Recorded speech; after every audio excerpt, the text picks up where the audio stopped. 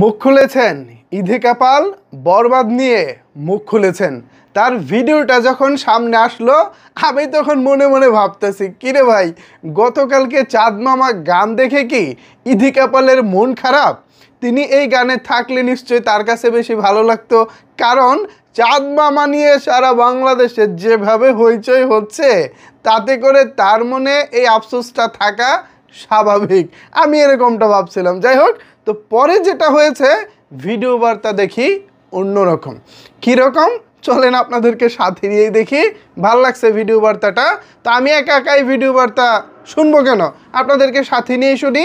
এখানে ইধিকা পাল বরবাদ ঈদ এবং দর্শকদেরকে নিয়ে কিছু বার্তা দিয়েছে, সো চলেন তার মুখ থেকেই শুনে আসি।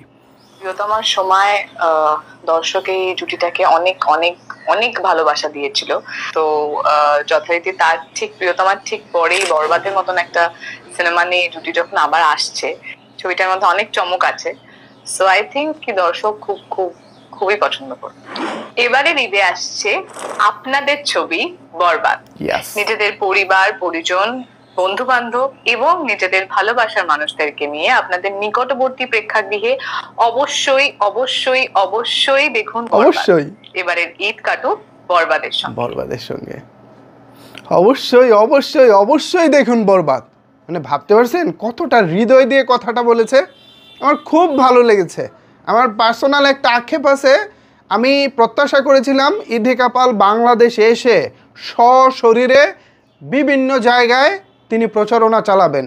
সেটা টেলিভিশন স্টুডিও হতে পারে, বিভিন্ন সংবাদ সম্মেলন হতে পারে, মানে হল ভিজিট হতে পারে, এরকম বিভিন্নভাবে সশরীরে তিনি উপস্থিত থেকে বরবাদের প্রচারণার ক্যাম্পেইনে তিনি অংশগ্রহণ করবেন, এরকমটা আমি প্রত্যাশা করেছিলাম। বাট আমি যখন এই সিনেমার প্রযোজনা প্রতিষ্ঠানের অফিসে গিয়েছিলাম, অর্থাৎ রিয়াল প্রোডাকশন এনার্জির অফিসে গিয়েছিলাম, তখন সেখান থেকে জানতে পারলাম যে ভিসা জটিলতার কারণেই এখন মূলত ইধিকা পাল বাংলাদেশ আসতে পারতেছেন না। বাট যদি বাংলাদেশের কোনো টেলিভিশন চ্যানেল চায়, কোনো সাংবাদিক চায়, তাহলে অনলাইনে যে কোনো সাক্ষাৎকার দিতে প্রস্তুত আছেন ইধিকা পাল, অর্থাৎ তিনি অনলাইনে সাক্ষাৎকার দেওয়ার জন্য অ্যাভেলেবেল।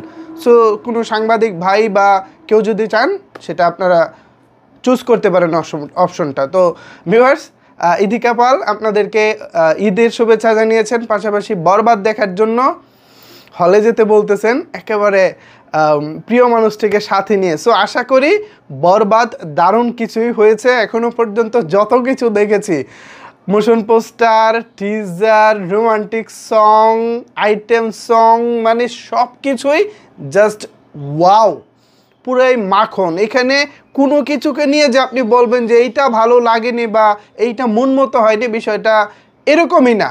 বরবাদের এখনও পর্যন্ত যা এসেছে সব কিছুই ভালো ছিল।